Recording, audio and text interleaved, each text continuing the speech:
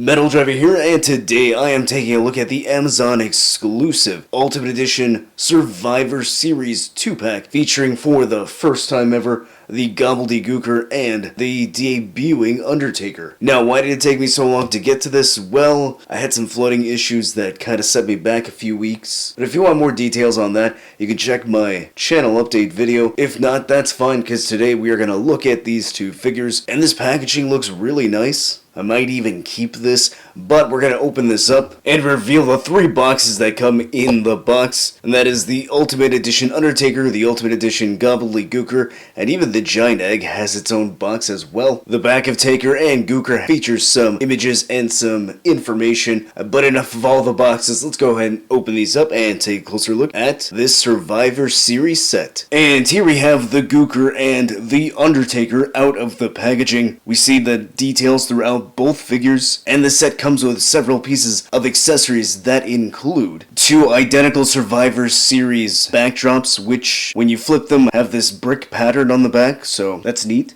And then we also get the egg that the Gooker hatches out of, so you can put it together as so, and place the top right on top of the egg.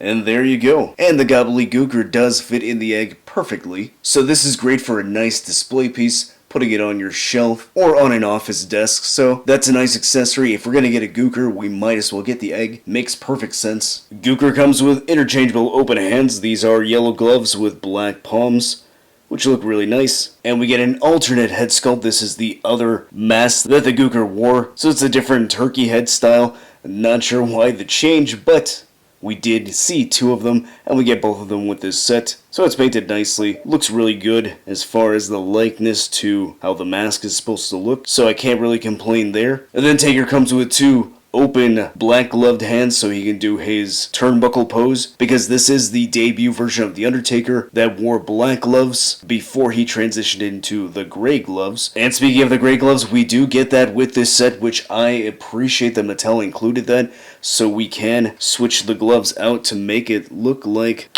the gray gloved style. So we even get the wrist piece of the glove right here, so that is nice.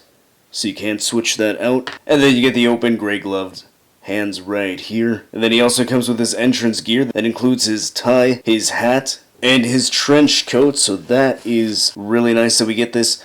Now, I don't know if this type of fabric is going to stain the figure. I'm not going to risk it. I've had too many bad experiences with stains last year and this year as well. I know the pleathery coat doesn't stain the figures, but this one I'm not sure. I'm not going to chance it. So I'll only have this on the figure when I'm posing him in photos, take the quick shot, and then take this off. Hopefully in the future, if we do get a purple gloved Undertaker, we can get a articulated long coat. That would be nice. And the final piece of accessory that this set includes is an alternate head for the Undertaker. This is not brand new. We have seen this before with the Decade of Domination Undertaker. The eyes are painted well, the facial hair looks good, the makeup around the eyes look nice, hair is sculpted well. Now, my complaint that I have with this and with the rest of the Undertaker, which I'll get to very soon, is he has a dark skin tone. He has a tan.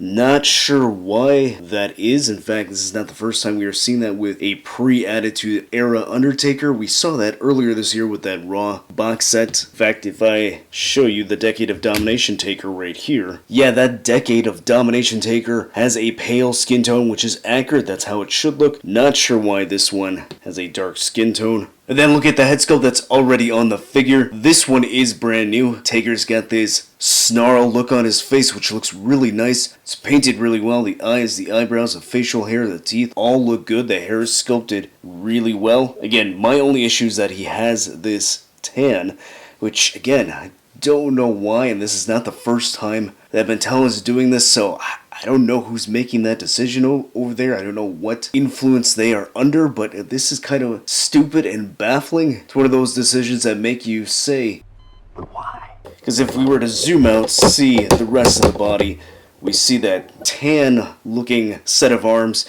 that he has. Put him next to this Decade of Domination Undertaker, and yeah, that one has a pale skin tone, which is how it should be. This one does not. And in fact, showing him next to the Taker from the Raw 3-pack, again, I don't know why he has a tan. It's kind of annoying, it's frustrating, because it's not accurate. Taker is not a tan guy, he's very pale. Alright, enough focusing on the negative, let's look at the positive, and here we have a newly retooled upper body for this version of the Undertaker. Now, the shoulder pieces are going to be similar to the Elite version. In fact, this whole upper part here that's cut, that is pretty much the exact same as the ones that we have seen many times before. In fact, looking at that Raw 3-pack version, yeah, it's pretty much the same. The lower part is different, obviously, because it is an Ultimate Torso. And I think it looks really good. It's very streamlined, so I'm very happy with that. He's got nice beefy arms, as he should, because he was bigger at his debut. So those arms look nice. He's got the black gloves here. And then if you want to see the gray gloves on this Taker, here you go. Looks really nice. And then the lower body is pretty much the exact same lower legs that we have seen with this incarnation of the Undertaker many times before with the Elite figures. So nothing to complain there. Sculpting on the gray looks really good. It's an overall solid figure. I just really hate the fact that he has a tan because he should not have one, and it would look so much better with the pale skin tone. Now look at the head sculpt on the Gooker that's already on the body. Sculpted really well, painted really well, can't really complain as far as accuracy. I even like how the blue part of the head has some sculpting there. Some good sculpting on throughout the entire headpiece. Good paint. Then look at the body of the Gobbledy Gooker. It is wearing a turkey suit, so we see sculpted feathers throughout the body. And we see black paint, orange paint, blue paint, yellow paint, white paint, and brown on the feathers. The paint looks good for the most part. See some sloppiness here and there. It's not a big deal. It's not the end of the world.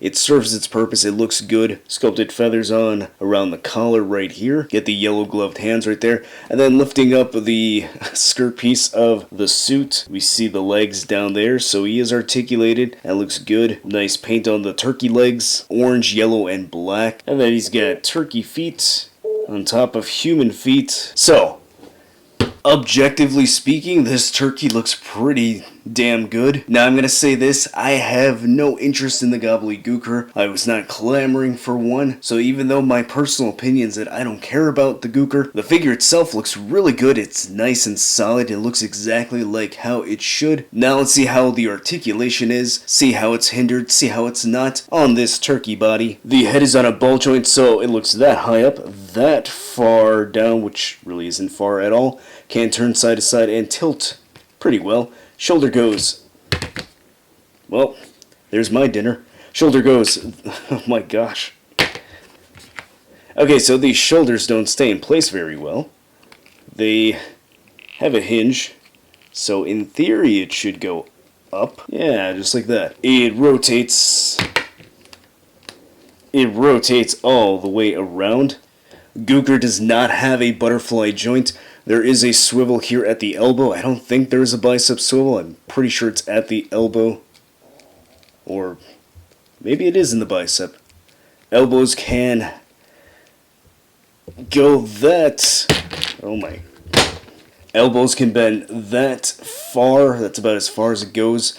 It is hindered by these pieces right here. Now there is a double joint in there, but again, it's going to be hindered due to the plastic arm. Swivel and hinge at the wrist. I do believe there's a ball joint here at the diaphragm, so he doesn't really go that far forward and back. Can slightly pivot. There is a swivel here at the waist. Yep. So not a whole lot of articulation there in the torso, but I mean it is a turkey figure that's falling apart, so don't really need that much articulation there. Now let's check out the legs. I don't think it has any drop down hips. Actually, maybe it does. Doesn't have a big range though, but the legs do go that high up. They go that far out, so that's actually pretty good. There is a thigh cut, double jointed knees. The ankles have no hinges, so it can't go up or down, but it can swivel. Checking out the Undertaker's articulation, the head is on a ball joint, goes that high up, that far down, can turn side to side, and tilt. Shoulder goes that high up, can rotate all the way around. There is a butterfly joint in there, a bicep swivel, double jointed elbows, a swivel and hinge at the wrist, ball joint at the upper diaphragm, so he goes that far forward, that far back, can pivot, twist up there, and there is a waist swivel. The figure has drop down hips, so he can go down and go that high up, so perfect for the big boot. In fact, I believe this is the first Undertaker figure we're getting that can do that, so that is really nice. Legs go that far out, a thigh cut, double jointed knees, rotation here at the calf, ankle goes that high up, that far down. There is pretty good ankle pivot and toe articulation. Now, I never did pick up that Brother Love figure. Would have been nice. That way I could have compared Brother Love with this Undertaker, but here he is next to the Decade of Domination Undertaker with the correct skin tone. Here he is next to the Raw Anniversary 3-pack Undertaker. And in fact, I want to see how this head sculpt looks on this Ultimate body. So let's go ahead and check that out. Pop those off.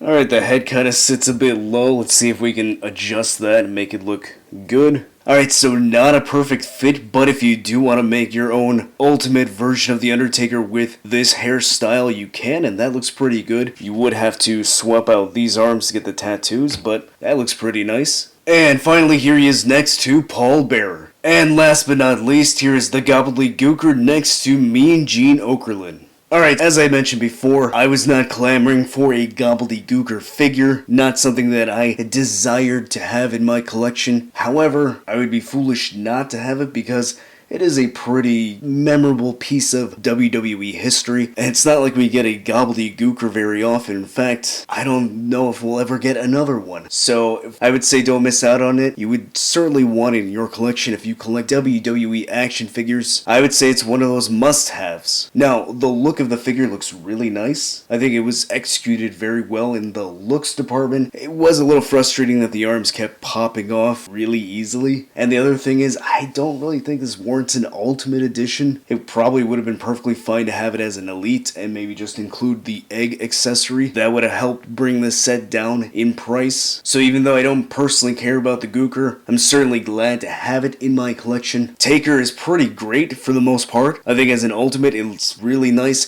especially having his leg kick that high up for a big boot. That is really cool. Really, the only issue that I have is that the skin tone is not correct. It's the second time it has happened this year, so it's annoying. But aside from that, it's a pretty solid looking figure. This set is pretty cool. So is it worth getting? Yes. I don't think it should be $80. Again, my personal opinion, I don't think Gooker should have been an Ultimate. An Elite would have been perfectly fine. But either way, I'm sure he'll look great posed on your shelf. Taker looks pretty good. And you know what else would be good? If you hit that like button and subscribe. If you want to see more wrestling figure reviews, click on the card at the end of the video, and I'll see you next time.